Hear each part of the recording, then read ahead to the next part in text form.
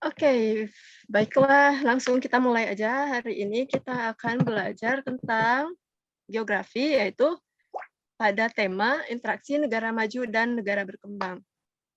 Nah, mungkin di sini di sekolahnya udah ada yang belajar tentang interaksi negara maju dan negara berkembang, atau mungkin yang belum belajar tentang materi ini. Jadi hari ini kita akan mempelajari tentang subbab interaksi negara maju dan negara berkembang. Sebenarnya materi ini tuh nggak terlalu susah gitu ya, ya banget. Jadi cuman materi ini tuh banyak gitu, pembahasannya itu banyak. Jadi kayaknya susah padahal nggak terlalu gitu. Cuman karena dia banyak aja makanya gitulah. Oke, baiklah kita langsung aja hari ini belajar apa ya?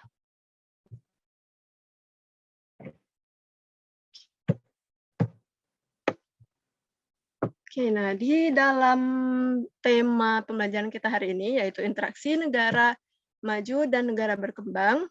Nah, yang akan kita pelajari yaitu ada 5 subtema, yaitu yang pertama, tahapan perkembangan negara, yang kedua,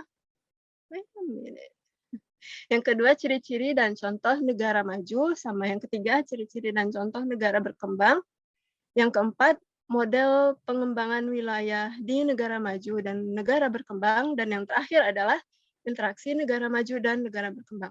Sebelumnya ini PowerPoint-nya udah kelihatan kan? Sudah, Kak. Kelihatan. Baik, terima kasih sudah direspon.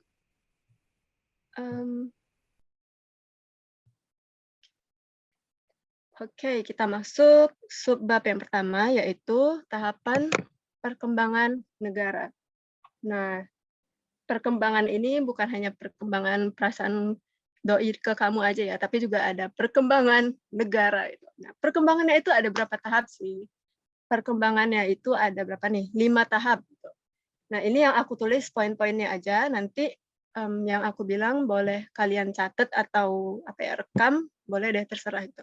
Jadi tahapnya itu ada tahap tradisional, prakondisi lepas landas, sama lepas landas, dan yang keempat gerak menuju kedewasaan, yang terakhir yaitu tahap konsumsi tinggi. Oke, kita masuk ke tahap yang pertama yaitu tahap tradisional. Nah, kira-kira menurut teman-teman nih, kalau dengar kata-kata tradisional gitu, apa yang kalian pikirkan pertama kali kalau dengar kata tradisional? Tradisional itu kayak masih udah Belum maju maju. atau belum kira-kira tradisional? Zaman dahulu nggak sih? Oh ya, betul. Zaman dahulu. Oke, boleh yang lain? Apa kira-kira? Klasik. Masih apa? Sorry. Klasik, Kak. Oh, klasik. Oke, benar, klasik. Oke, secara umum yang dibilang teman-teman kita tadi itu benar ya, klasik, terus zaman dulu gitu, benar. Jadi tahap tradisional ini adalah tahap perkembangan suatu negara yang masih zaman dulu, masih apa ya, masih berdasarkan kayak kepercayaan tradisional gitu. Misalnya kayak contohnya nih, nggak boleh nanam padi misalnya waktu bulan-bulan tertentu, misalnya karena mungkin curah hujannya yang kurang kan, jadi nanti padinya nggak subur gitu. Jadi kayak ada kepercayaan-kepercayaan tertentu yang masih mempengaruhi kehidupan masyarakat. Itu ciri yang pertama, tahap tradisional. Ciri yang kedua dari tahap tradisional yaitu kehidupan masyarakatnya itu masih kehidupan perekonomiannya masih bergantung pada sistem barter gitu. Jadi kayak pasar, kayak bank itu mereka belum kenal gitu. Jadi masih barter. Mereka belum terlalu mengenal sama yang namanya apa ya, kayak uang gitu-gitu. Terus tahap tradisional ini masyarakatnya itu belum mengenal yang namanya kayak apa ya, investasi gitu-gitu ya. Iyalah, gimana mau kenal investasi gitu ya. Sedangkan uang aja mereka masih barang yang langka gitu sama mereka. Jadi kira-kira secara garis besar tahap tradisional itu yang kayak aku sebutin tadi ya. Jadi masih benar-benar klasik zaman dulu banget gitu. Itu tahap yang pertama, tahap tradisional. Untuk tahap ini bisa dipahami kira-kira atau mungkin ada yang mau ditanya? Tahap tradisional? Bisa dipahami, Kak? Bisa dipahami? Oke, terima kasih. Selanjutnya, tahap prakondisi lepas landas. Nah, ini mirip-mirip sama lepas landas ya, tapi ada bedanya sedikit aja. Nah, di tahap prakondisi lepas landas ini, kehidupan masyarakatnya itu mulai menuju perubahan. Mulai menuju perubahan. Jadi, di prakondisi lepas landas nih, tadi kan tradisional itu masih dipengaruhi oleh unsur-unsur apa ya, kayak kepercayaan-kepercayaan zaman dulu. Nah, kalau di prakondisi lepas landas ini, tahap ini nih, kayak kepercayaan-kepercayaan itu tuh mulai ditinggalkan gitu. Jadi sudah agak maju gitu ya. Jadi, itu untuk prakondisi lepas landas. Jadi masyarakatnya itu misalnya mau nanam padi itu udah nggak terlalu, "Ih, nanti tabu," gitu ya, "takut nanam padi di bulan ini, nanti takutnya hasilnya jelek," gitu. Mereka udah nggak mikir ke sana lagi gitu, kalau kita bandingkan sama di tahap tradisional. Untuk tahap selanjutnya, yaitu tahap lepas landas. Nah, tahap ini nih mirip sama prakondisi tadi ya, cuman bedanya adalah lepas landas ini mereka sedang berkembang. Kalau yang prakondisi tadi kan menuju perkembangan, kalau lepas landas ini sedang berkembang gitu. Oke, jadi di lepas landas ini masyarakatnya itu udah mulai apa ya, sudah mulai mengenal industri gitu, walaupun belum canggih banget, tapi udah mulai lah tahu-tahu industri itu kayak gini gitu. Terus di lepas landas ini, masyarakatnya itu udah mulai mengenal investasi juga. Jadi misalnya dari negara lain tuh udah mulailah investasi, kecil-kecilan gitu. Jadi di lepas landas ini juga masyarakatnya sudah punya, apa ya namanya, sektor ekonomi unggulan gitu. Kayak misalnya di, apa ya, di Indonesia misalnya, sektor ekonomi unggulan di Indonesia misalnya apa, kayak pertanian ya, kita ini masih pertaniannya masih kuat gitu. Jadi, ya itu yang di pertanian itu yang dikembangkan sama negaranya. Jadi mulai berubah gitu. Dari tahap yang belum mengenal industri, sekarang sudah mengenal industri, sudah mengenal investasi, sudah mengenal uang gitu. Itu yang di lepas landas. Selanjutnya di tahap gerak menuju kedewasaan. Nah, ini nih udah canggih kali ini, belum canggih kali sih, udah mulai canggih gitu. Di gerak menuju kedewasaan ini, ciri-cirinya yaitu, masyarakatnya itu udah mulai mengenal, sudah mulai bisa memproduksi barangnya sendiri. Nah, kalau yang sebelum-sebelumnya mungkin masih kayak apa ya, datengin bantuan atau ngandelin bantuan dari negara lain gitu. Tapi kalau di tahap keempat ini, masyarakatnya sudah bisa produksi produknya sendiri. Itu yang digerak menuju kedewasaan, dan yang terakhir yaitu tahap konsumsi tinggi. Nah, ini udah jelas lah ya, sudah paling expert, udah paling maju gitu. Jadi di konsumsi tinggi ini masyarakatnya sudah bisa memenuhi kebutuhannya mulai dari kebutuhan primer, sekunder, bahkan yang tersier yang mewah itu tuh masyarakatnya sudah bisa memenuhi kebutuhannya gitu. Dan di sini sudah mengenal yang namanya industri, sudah canggih sekali mesin-mesinnya, dan sudah mengenal apa ya namanya, pertaniannya itu, karena kebanyakan ya negara yang tahap konsumsi tinggi ini nih, pertaniannya itu sedikit. Kenapa sedikit? Karena mereka lebih mengembangkan ke industrinya. Jadi lahan pertaniannya itu sedikit.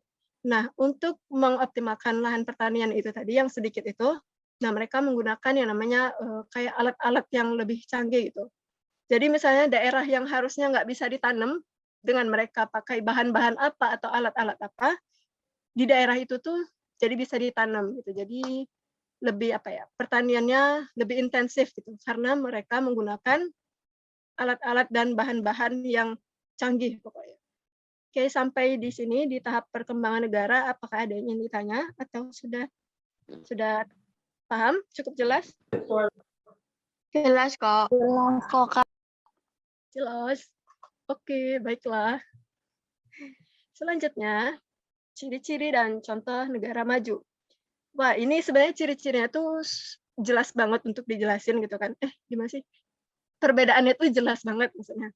Jadi aku mungkin nggak akan terlalu membahas tentang ciri-ciri sama contohnya, karena ya gitu, cukup bisa dipahami lah, cukup terlihat perbedaannya gitu. Oke, yang pertama itu ciri-ciri dan contoh negara maju. Yang pertama ciri-cirinya, mungkin di sini ada yang mau membaca mungkin kira-kira ciri-ciri yang pertama sampai kelima. Baca doang. Ada yang mau baca mungkin?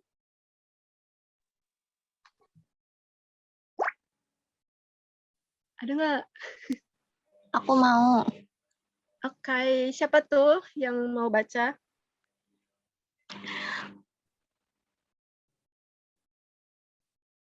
Oke, silahkan dibaca aja ya, 1 sampai ke berapa nih? Ke-5. Silakan.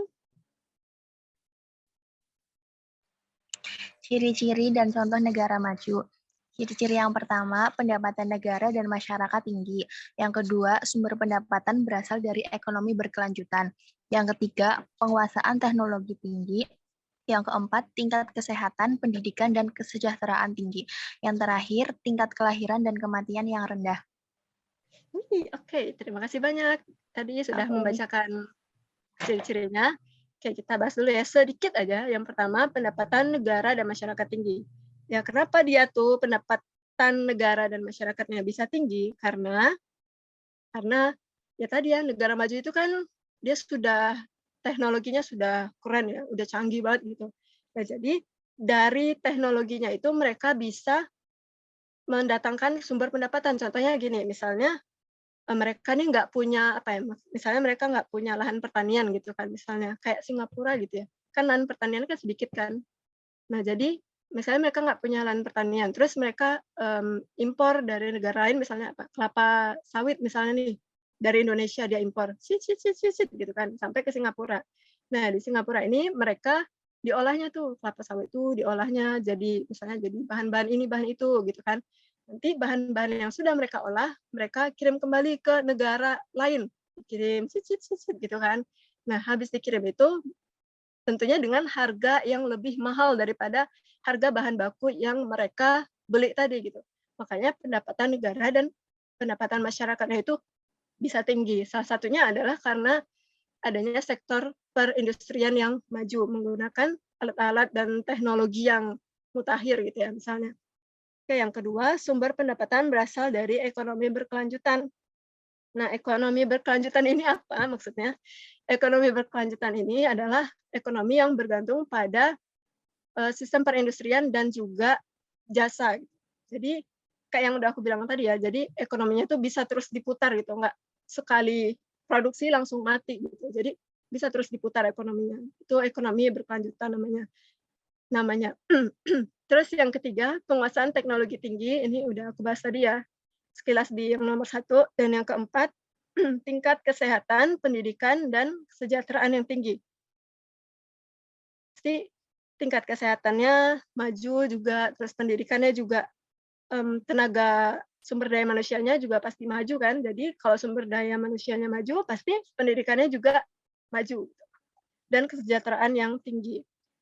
Oke, yang terakhir yaitu tingkat kelahiran dan kematian yang rendah. Oke, karena adanya alat-alat kesehatan misalnya yang sudah canggih, nah makanya angka kematian itu bisa ditekan gitu. Misalnya kayak kalau misalnya di negara mereka misalnya, ada penyakit flu misalnya, ini kita ambil contoh ringan aja ya, penyakit flu misalnya. Nah, penyakit flu itu misalnya di negara lain belum ada obatnya nih, tapi di negara mereka sudah ada obatnya gitu, atau bisa banyak diobati gitu kan, bisa banyak diobati dan masyarakat bisa sembuh gitu. Jadi tingkat kematiannya rendah dan tingkat kelahirannya rendah itu kenapa? Karena, biasanya di negara maju ini terdiri dari orang-orang dengan rentang umur yang produktif ke atas gitu, maksudnya usia 24 tahun ke atas gitu. Nah, jadi karena usia produktif produktif itu kan masyarakat kan lebih sibuk ya, lebih sibuk bekerja, terus juga yang tua-tua juga banyak gitu kan. Jadi tingkat kelahirannya lebih rendah gitu. Untuk contohnya, itu umumnya terdapat di negara Amerika, ini common, Amerika, Eropa, Australia, dan Asia Timur seperti Jepang dan Korea Selatan. Wah, oke, selanjutnya yang kelima. Yap.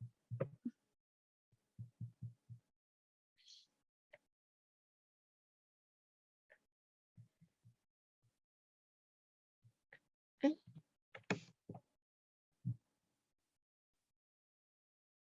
Ntar ya ngeheng. Oke, yang kelima, ciri-ciri dan contoh negara berkembang. Ada yang mau baca? Silahkan kalau ada. Contoh, Saya, Kak. Iya, Saya. boleh. Silakan. Ciri-ciri dan contoh negara berkembang. Ciri-ciri: 1. Pendapatan negara dan masyarakat relatif rendah. 2. Sumber pendapatan berasal dari sektor pertanian. 3. Penguasaan teknologi rendah. 4. Tingkat kesehatan, pendidikan, dan kesejahteraan masyarakat rendah. 5. Tingkat kelahiran dan kematian yang tinggi. Contohnya, umumnya negara di benua Afrika dan Asia. Oke, good job. Terima kasih ya sudah dibaca. Oke, kita masuk ke ciri-cirinya dulu. Yang pertama, ini kayaknya kebalikan dari yang tadi ya, dan aku rasa cukup bisa dibedakan sama yang di negara maju tadi. Jadi kita pertama, pendapatan ya masyarakat itu kan teknologinya belum terlalu canggih. Sektor aja yang bisa mereka dan sedikit gitu. Yang kedua, sumber pendapatan berasal dari sektor pertanian. Yang tadi negara maju itu industri, kalau yang ini pertanian. Yang ketiga, penguasaan teknologi rendah. Ya udah tahu lah ya, karena tenaga ahlinya kurang, terus juga pendidikannya rendah juga, jadi teknologi yang digunakan pun juga rendah. Dan yang keempat, tingkat kesehatan, pendidikan, dan kesejahteraan masyarakat yang rendah. Kayak ini saling berhubungan ya, kesehatan, pendidikan, dan kesejahteraan ini saling berhubungan. Jadi kalau misalnya pendidikannya rendah, otomatis kesejahteraannya juga rendah kan, sama kesehatannya juga rendah karena mungkin alat kesehatan yang digunakan tidak memadai gitu, sama jadi kesehatannya itu kalau misalnya kesehatan masyarakat rendah gitu kan, kita sakit-sakitan gitu, otomatis kita nggak bisa kerja kan.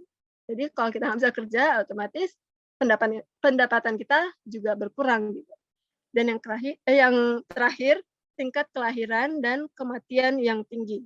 Nah, mungkin di sini ada yang mau kasih pendapatnya, kenapa sih tingkat kematian di negara berkembang itu cenderung tinggi? Ada yang mau kasih pendapatnya mungkin?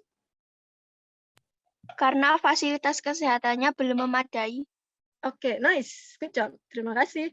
Betul ya yang dibilang teman kita tadi, karena fasilitas kesehatannya belum memadai gitu. Jadi kalau misalnya kita sakit, terus kita meninggal gitu, jadi otomatis tingkat kematian masyarakat juga tinggi. Oke, contohnya itu adalah umumnya negara di benua Afrika dan Asia. Contohnya apa nih kira-kira negara di benua Afrika, ada yang tahu?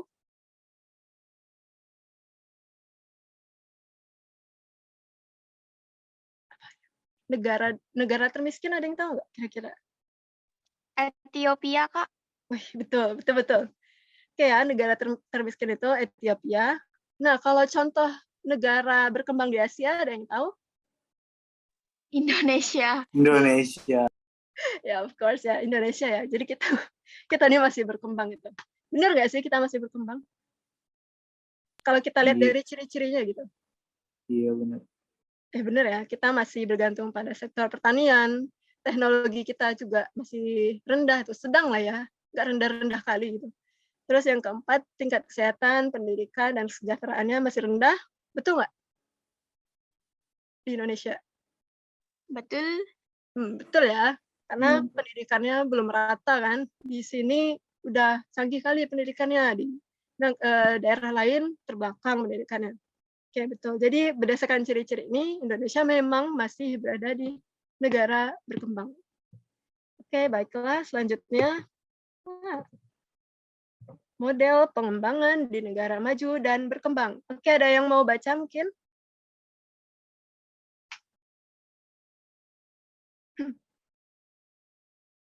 Ada Bapak nih, 1, 2, 3. Banyak juga ya. Oke, baiklah. Yang pertama dulu, model pengembangan di negara maju dan berkembang. Yang pertama, secara umum, kota dan wilayah negara-negara maju memiliki keteraturan sehingga menghasilkan kenyamanan baik bagi penduduk setempat maupun pendatang. Yang kedua, Yang kedua, pengembangan wilayah kota dilakukan atas dasar desentralisasi kota, yaitu desentralisasi kota dari kota industri yang rapat menjadi kelompok pemukiman kota. Setiap pemukiman kota seluas 400 hektar yang dihuni oleh 30.000 penduduk, dan tiap pemukiman kota dikelilingi oleh kawasan pertanian hortikultura sebagai jalur hijau dengan luas 2.000 hektar. Wah, gambarnya nggak ada. Oke, yang ke berapa nih? Ketiga, berbeda dengan negara maju yang mempunyai wilayah teratur, fenomena yang terjadi pada kota dan wilayah di negara berkembang menunjukkan pola ketidakteraturan. Baik. Poin yang pertama bisa dipahami nggak? Secara umum, kota dan wilayah negara maju memiliki keteraturan, sehingga menghasilkan kenyamanan baik bagi penduduk setempat maupun pendatang.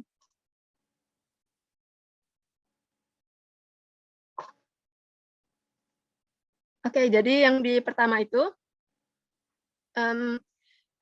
kalau wilayah kota itu mereka cenderung disusun dengan teratur. Jadi misalnya di satu lokasi, misalnya itu tempat pemerintahan, di lokasi lain itu lokasi pertanian, di tempat yang lain itu lokasi industri. Jadi cenderung dipisah-pisah gitu. Kenapa dipisah? Biasanya industri itu harus dipisah dari penduduk kan biasanya karena memiliki dampak lingkungan yang cukup signifikan gitu. Jadi biasanya dipisahkan dari kawasan perindustrian sama kawasan ekonomi gitu. Jadi yang negara maju umumnya mereka melakukan pengelompokan kayak tadi gitu. Jadi lebih teratur kan, lebih enak gitu bagi kita yang datang ke sana. Wih, cantik juga ya, wih, gitu. Nah, jadi lebih sehat juga kan kalau kayak gitu. Terus yang kedua, pengembangan wilayah kota dilakukan atas dasar desentralisasi kota, yaitu desentralisasi kota dari kota industri yang rapat menjadi kelompok pemukiman kota. Oke, di sini kira-kira ada yang tahu mungkin maksud desentralisasi itu apa? Desentralisasi. Sedikit lagi. Oke, desentralisasi ini lawan dari sentralisasi ya. Jadi sentralisasi itu mengelompok, desentralisasi atau terpusat ya. Desentralisasi ini menyebar gitu. Jadi yang ini nih, desentralisasi kota dari kota industri yang rapat menjadi kelompok pemukiman kota gitu. Jadi ya memang dipisah-pisah kayak yang aku bilang tadi. Terus tiap pemukiman kota seluas 400 hektar yang dihuni oleh 30.000 penduduk sampai ini nih luas 2.000 hektar itu tuh kira-kira pengelompokannya gitu. Kelompokannya kayak gimana kayak gitu. Terus yang ketiga, berbeda dengan negara maju yang mempunyai wilayah teratur, fenomena yang terjadi pada kota dan wilayah di negara berkembang menunjukkan pola ketidakteraturan. Oke, kebalikan dari negara maju tadi ya. Negara maju kan, wih cantik gitu ya, ada kelompok-kelompoknya nih. Gitu. Nah, kalau di negara berkembang ini, dia tuh cenderung belum adanya pengelompokan kayak gitu. Jadi, industri itu nyampur sama wilayah pemukiman gitu. Makanya kadang-kadang nih, wilayah pemukimannya tuh kayak, apa ya, mohon maaf ya, kumuh gitu kan, karena ada mungkin misalnya, apa ya, kayak efek dari industri tadi, terdampaknya kena juga gitu wilayah pemukimannya. Jadi lebih kurang, apa ya, kurang baik gitu, kurang teratur. Kalau di wilayah wilayah negara berkembang. Oke, kita lanjut dulu. Yang selanjutnya itu model pengembangan di negara maju menurut Sikander dan Malik. Nah, ini khusus negara maju ya, teman-teman, bukan negara berkembang. Oke, ini ada berapa nih? 5 pola. Pola yang pertama yaitu pola metropolis menyebar. Pola metropolis menyebar ini maksudnya gimana? Maksudnya terbentuk dengan mengembangkan bagian kota yang paling jarang penduduknya. Oke, jadi maksudnya tuh gini, bagian metropolis menyebar ini, dia tuh ada pusatnya, ibu kotanya lah istilahnya gitu kan. Tapi yang mereka kembangkan itu bukan di ibu kotanya, tapi yang penduduknya jarang dikembangkan. Kalau kita lihat gambarnya nih, di sini yang pusatnya itu yang petak ini yang di tengah, nah itu anggaplah kayak ibu kotanya atau sentralnya gitu. Tapi yang mereka kembangkan itu bukan yang di sentralnya, tapi yang di daerah lain. Gitu. Jadi daerah titik-titik ini adalah yang jarang penduduknya dan wilayah itulah yang mereka kembangkan. Untuk yang nomor 1, pola metropolis menyebar, ada yang mau ditanya?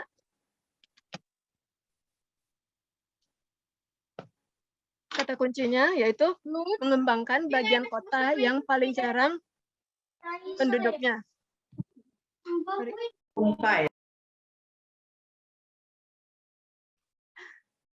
Oke, Oke, baiklah. Yang kedua, pola apa nih? Metropolis galaktika. Ada yang mau baca kira-kira terangannya?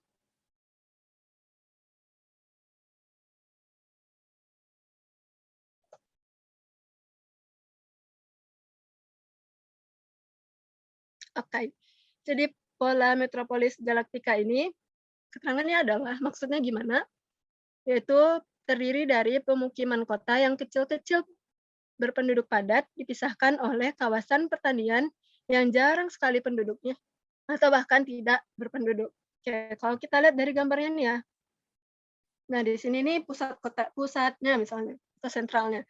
Tapi mereka ini punya kota-kota lain, kota-kota kecil yang cabang-cabangnya itu kayak duri-durinya itu. Nah, itu tuh kota-kota lain yang mereka kembangkan gitu. Nah, kata kuncinya apa? Biasanya yang kecil-kecil ini tuh daerah pertanian gitu. Oke, kata kunci dari pola metropolis galaktika yaitu kawasan pertanian yang jarang sekali penduduknya atau bahkan tidak berpenduduk. Jadi pertaniannya tuh benar-benar dipisahkan dari penduduk. Gitu. Yang kecil-kecil ini nih ya, yang kayak duri-durinya ini tuh kawasan pertanian. Jadi dipisahkan jauh kan tuh jaraknya. Oke, jadi itu pola metropolis galaktika. Yang selanjutnya yaitu pola metropolis memusat. Maksudnya adalah pola ini terbentuk karena kegiatan sosial ekonomi yang tinggi dengan kepadatan penduduk yang tinggi pula, terutama di pusatnya. Oke, nah kalau metropolis memusat, namanya memusat ya, berarti otomatis yang dikembangkan itu yang di pusatnya itu tadi. Jadi yang di pusatnya itu seakan lebih maju daripada daerah-daerah yang lainnya. Kalau kita lihat dari contohnya, ini yang pusatnya nih lebih maju kan daripada yang di luarnya yang kayak jaring-jaring laba-laba itu kan sedikit-sedikit aja kan, yang lebih banyak itu yang di lingkaran itu. Itu artinya dia lebih padat. Sedangkan yang kayak jaring laba-laba yang di luarnya itu, nah itu yang sedikit kali yang mereka kembangkan. Itu yang pola ketiga. Kita lanjutkan pola keempat, yaitu pola metropolis bintang. Kayak Patrick ya ini gambarnya. Oke, kata kunci dari pola ini yaitu terdapat lebih dari satu pusat kota. Keren nih. Jadi kita lihat dulu di gambarnya ini, yang di lingkaran dalam ini, itu adalah pusat kotanya. Nah, pusat kota ini nggak cuma satu, tapi banyak. Gitu. Kita lihat ya di kaki bintang, ini ada 3, 4, 5 kakinya. Nah, jadi kakinya ini kan titik-titik itu tuh pusat kotanya. Jadi ini titik pertama pusat kota, kedua pusat kota gitu. Jadi banyak sekali pusat kotanya, alias udah maju gitu negaranya, wilayah-wilayahnya gitu kan. Nah, perkembangannya ini dimulai dari pusat kota yang di tengah itu, baru menyebar ke sampingnya, baru menyebar ke sampingnya lagi. Dia semakin keluar gitu. Bukan dari luar ke dalam ya, tapi dari dalam keluar perkembangannya. Itu untuk yang bintang. Kalau yang kelima yaitu pola metropolis cincin. Nah, pola ini terbentuk dengan kepadatan penduduk terletak di sekeliling tengah kota. Adapun daerah yang jarang penduduknya terletak di tengah kota. Oke, ini kebalikan dari yang memusat ya. Kalau memusat kan yang di tengahnya yang padat kan, yang di samping-sampingnya itu tidak terlalu padat. Kalau yang metropolis cincin ini kebalikannya. Dia tuh yang di tengahnya tuh jarang, kosong, tapi yang di samping-samping tengahnya itu atau sekeliling tengahnya itu yang padat penduduknya. Jadi itu kata kunci dari pola metropolis cincin. Kalau kita lihat di sini, di gambarnya, yang di tengah ini kosong kan, nggak ada titik-titiknya gitu. Sedangkan yang di kelilingnya itu ada titik-titiknya, alias perkembangan wilayahnya itu yang di luar daerah pusatnya, di daerah tengahnya. Oke, itu untuk yang model pengembangan di negara maju, ada 5 pola. Kita ulang sedikit ya. Metropolis menyebar itu dia dikembangkan daerah yang jarang penduduknya. Itu ya kata kuncinya. Yang jarang penduduknya itu yang dikembangkan. Yang kedua, metropolis galaktika. Nah, itu kata kuncinya tadi pertanian. Pertanian itu dia diletakkan di kawasan yang tidak ada penduduknya. Alias emang kosong gitu kan, makanya dijadiin pertanian. Oke, yang ketiga, pola metropolis memusat. Ini nih, pusat penduduknya itu ada di tengah-tengah kotanya itu, tengah-tengah wilayahnya. Kalau yang nomor 4, metropolis bintang, itu kata kuncinya lebih dari satu pusat kota. Dan yang terakhir, pola metropolis cincin, itu daerah tengahnya kosong, tapi sampingnya padat. Itu ya, kata kunci dari masing-masing pola. Wah, oke, yang terakhir, sepertinya. Oke, interaksi negara maju dan negara berkembang. Bentar ya.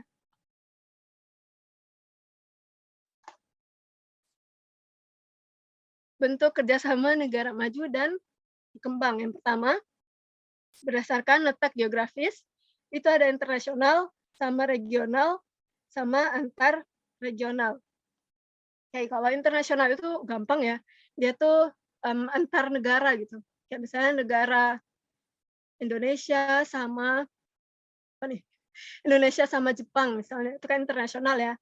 Kalau regional ini dia tuh dalam satu kawasan, misalnya kayak kawasan Asia Tenggara misalnya. Di Asia Tenggara ada organisasi ASEAN kan. Nah, ASEAN itu contoh dari perkembangan atau bentuk kerjasama regional. Terus yang ketiga antar regional. Nah, ini lebih gede lagi gitu.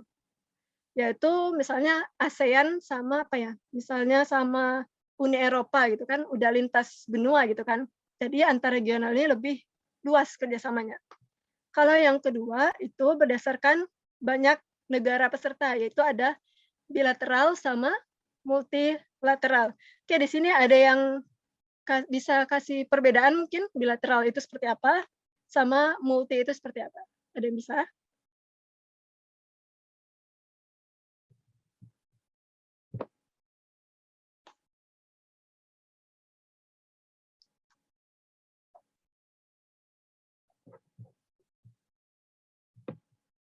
Ini gampang ya sebenarnya. Bilateral itu kan bi itu 2 ya. Jadi 2 negara pesertanya itu cuma 2 negara, misalnya Indonesia, Malaysia. Kan cuma 2 kan, Indonesia, Malaysia. Kalau multilateral ini banyak negara, kayak ASEAN tadi misalnya. Itu kan banyak ya negaranya, ada Indonesia, Malaysia, Thailand gitu-gitu banyak. Terus yang ketiga, berdasarkan tujuan dan lapangan usaha. Kayak ini misalnya contohnya kayak OPEC gitu ya, OPEC gitu. Itu kan kerjasama antar negara-negara yang kerjasama yang apa ya berhubungan sama perminyak dunia kan gitu. Terus ada juga yang kerjasama negara-negara Islam misalnya gitu. Jadi tujuannya itu tertentu gitu. Itu yang berdasarkan tujuan dan lapangan usaha. Oke, sampai di sini. Apakah ada yang mau ditanya? Udah habis, Deng. Nyangkut. Oke.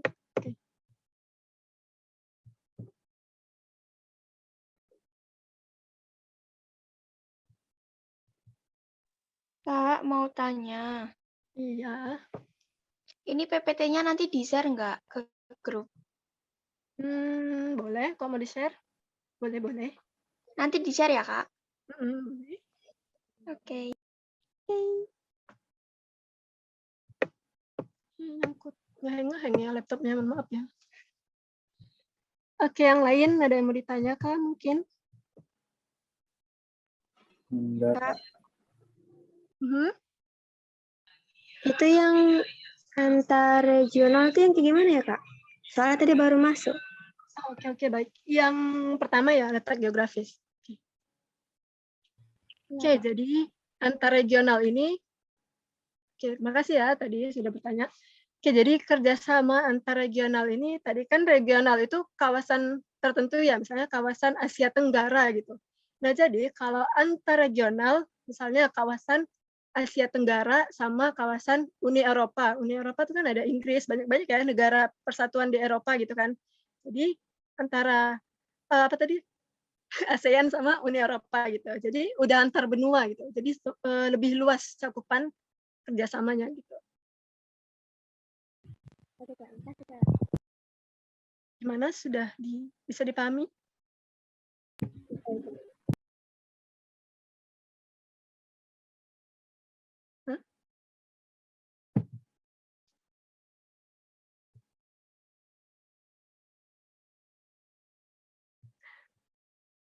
Oke. Oke, ada yang oh ya, yang tadi penjelasan antara jurnal tadi bisa dipahami nggak ya kira-kira? Atau ada yang masih nyangkut-nyangkut sedikit? Enggak, udah Kak. Bisa. Oke. Oke, yang lain mungkin teman-teman ada yang mau tanya lagi?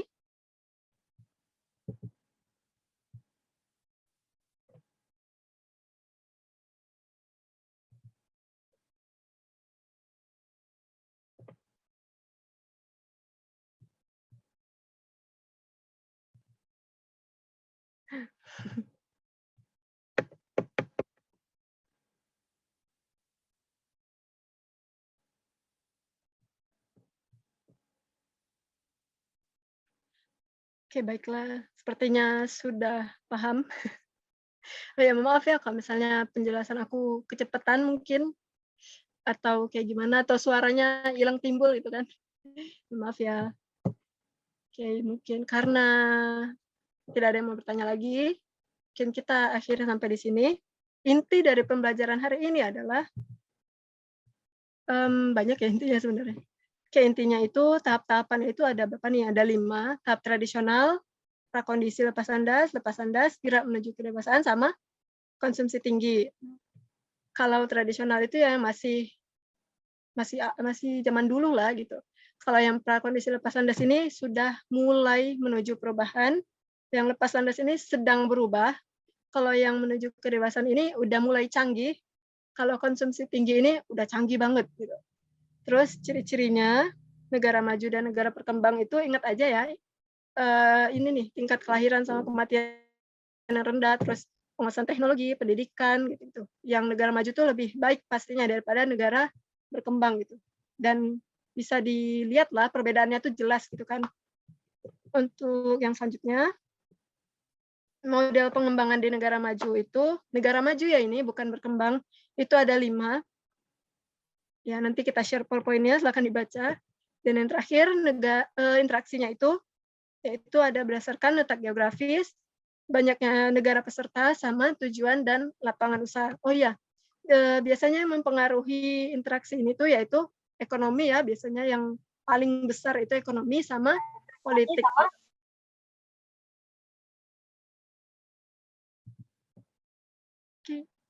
Oke, baiklah mungkin kalau tidak ada yang bertanya lagi, kita tutup sampai di sini ya. Terima kasih banyak semuanya sudah hadir di malam-malam ini. Semoga tercapai tujuannya masing-masing dan juga bisa masuk ke perguruan tinggi favorit, mulai dicicil dari sekarang gitu ya, belajarnya gitu. Karena rapor yang digunakan itu kan dari kelas 1 ya, dari kelas 1 sampai kelas 3 kan, semester 5 kalau nggak salah. Jadi mungkin bisa dicicil sekarang belajarnya semakin giat gitu kan, karena masuk perguruan tinggi itu ya emang lebih enak itu lewat SNMPTN kan, nggak usah belajar UTBK lagi, itu SBMPTN. Jadi mulailah untuk belajar dengan sungguh-sungguh dan semoga diberi kelancaran. Oke, mungkin sampai sini aja. Terima kasih banyak semuanya. Assalamualaikum warahmatullahi wabarakatuh. Waalaikumsalam. Warahmatullahi wabarakatuh. Makasih, Kak.